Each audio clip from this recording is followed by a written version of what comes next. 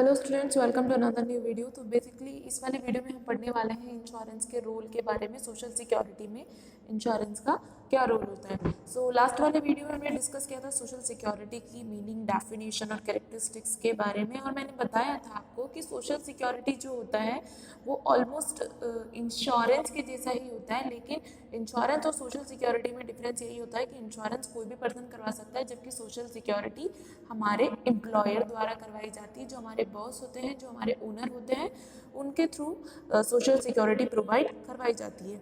Now we are going to discuss about the role of insurance in social security. पहला role आता है arrangement of money और income during old age की। जब आपकी as हो जाएगी, जब आप कमाने लायक नहीं रह जाएंगे, तब आपके डिपेंडेंट का क्या होगा।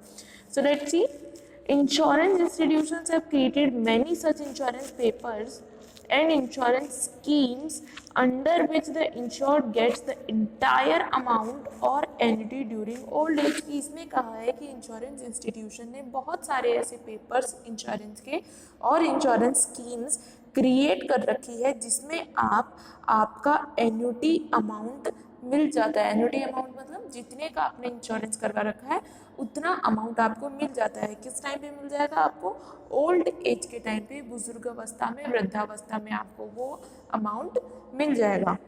On getting the entire sum insured together, the insured can invest in it themselves। तो जब आपको यह अमाउंट मिल जाता है तो आप चाहे तो आप इसे इन्वेस्ट कर सकते हैं, and can live with the income of that investment during old as. और वो इन्वेस्टमेंट से जो भी इनकम होगी, आप उस इनकम के साथ में ओल्ड एज में रह सकते हैं।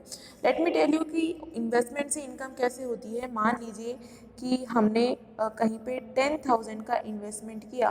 10,000 के इन्वेस्टमेंट पे हमको हर महीने 1,000 रुपीज़ का इंटरेस्ट मिल रहा है। तो इन्वेस्टमेंट हमारा कितना था?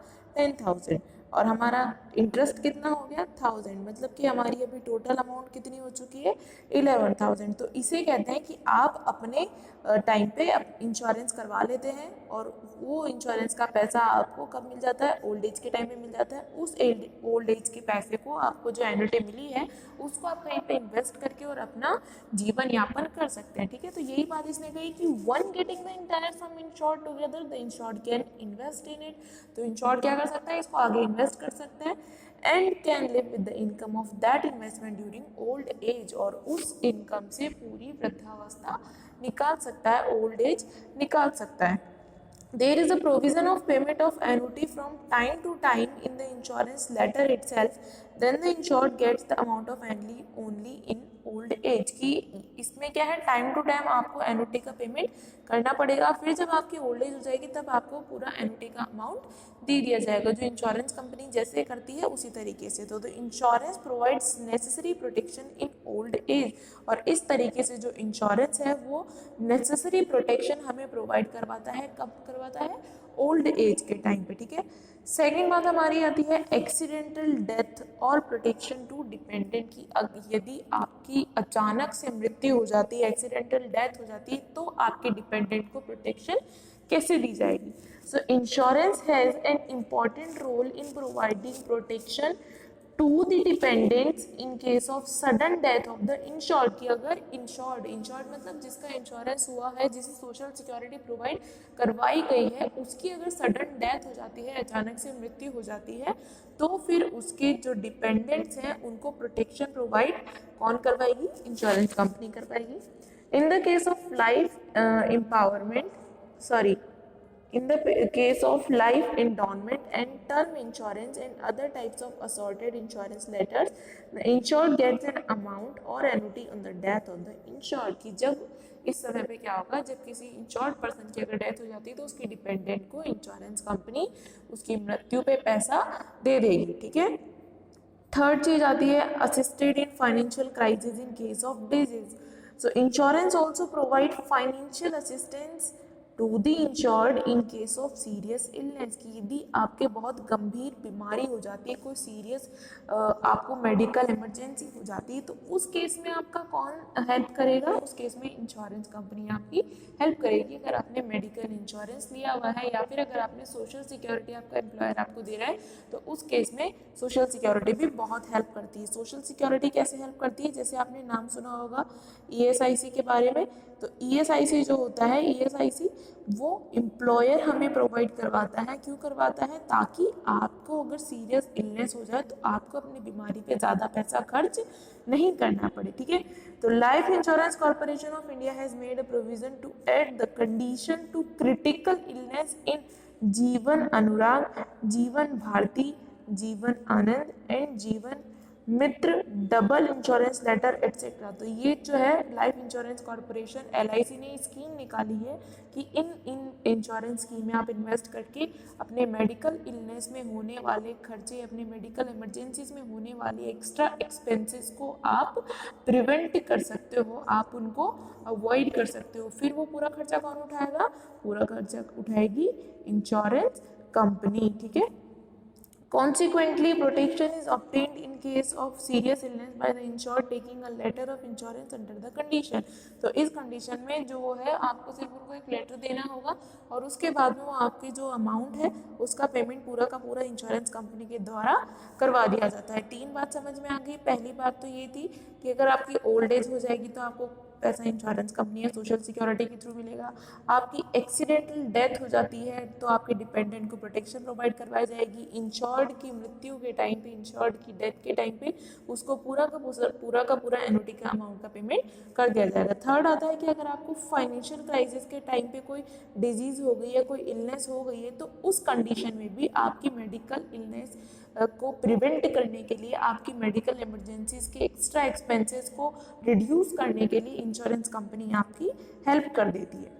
फोर्थ बात अपनी आती है protection in case of accident. अगर हादसा हो जाता है, कोई एक्सीडेंट हो जाता है तो उस केस में प्रोटेक्शन मिलना है। तो life insurance papers often have the condition of accident. तो लाइफ इंश्योरेंस के पास क्या है? एक्सीडेंट का भी एक ऑफर होता है कि अगर आपका एक्सीडेंट हो जाए तो भी इंश्योरेंस कंपनी आपके साथ है। तो many insurance institutions also provide personal accident insurance only. Personal accident insurance मतलब खुद का अगर इंश्योरेंस हो जाता है तो वो भी आपको प्रोवाइड करवाया जाता है। In both cases if insured person dies, his procedures his predecessors are paid a predetermined amount.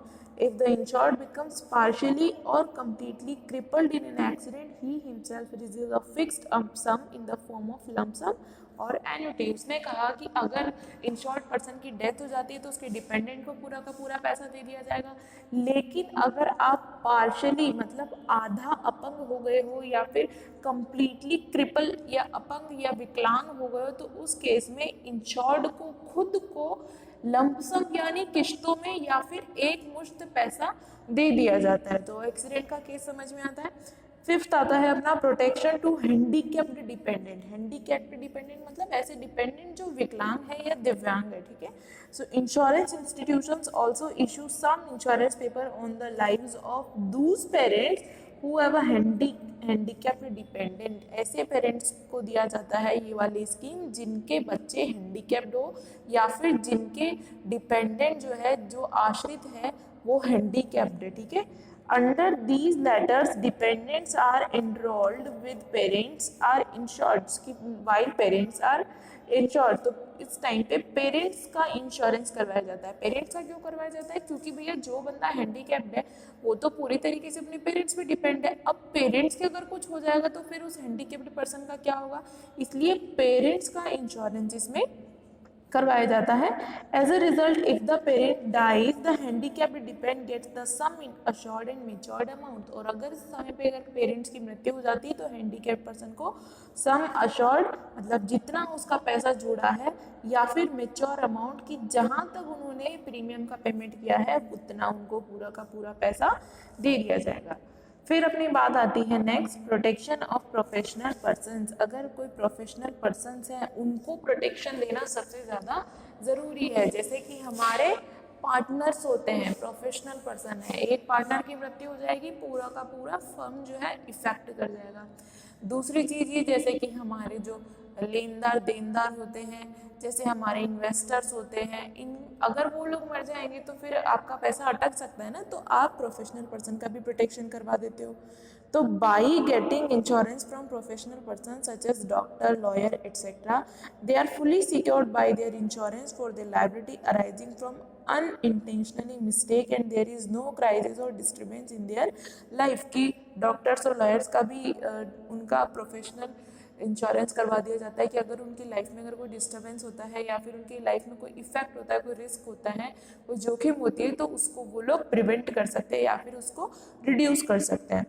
Last अपना आता है protection in case of unemployment, कि आपके पास पहले तो एम्प्लॉयमेंट था लेकिन suddenly in some of the cases you are get unemployed. So although unemployment insurance is not there, some developing and developed countries provision for unemployment insurance, की कुछ विकसित और विकासशील देशों में बेरोजगारी का भी बीमा करवाया जाता है। When any insured employ is throw out of employment, he is compensated for a specified period for a specified amount। की अगर कोई पर्सन है जिसका इंश्योरेंस हो रखा है और सडनली उसको जॉब से निकाल दिया जाता है, किसी भी जॉब से जहाँ भी वो काम कर रहा हो उस जॉब से अगर उसको निकाल दिया जाता है, अलग कर दिया जाता है, तो इस केस में इंश्योरेंस कंपनी उसको स्पेसिफिक पीरियड मैक्सिमम ये लोग 7 वीक्स या फिर 24 वीक्स तक का ही रखते हैं, तो स्पेसिफिक पीरियड तक स्पेसिफिक अमाउंट, मतलब निश्चित अवधि तक निश्चित भुगतान किया जाता है। ये सब बातें थी role of insurance in social security के बारे में। तो मुझे लगता है आप सब लोगों को समझ में आ गया होगा। Thanks for watching this video, I hope you guys like it, but still you guys have any doubts and queries, you can do comment on this video. I will surely try to sort out all your doubts and queries. Till guys, be prepared, be safe.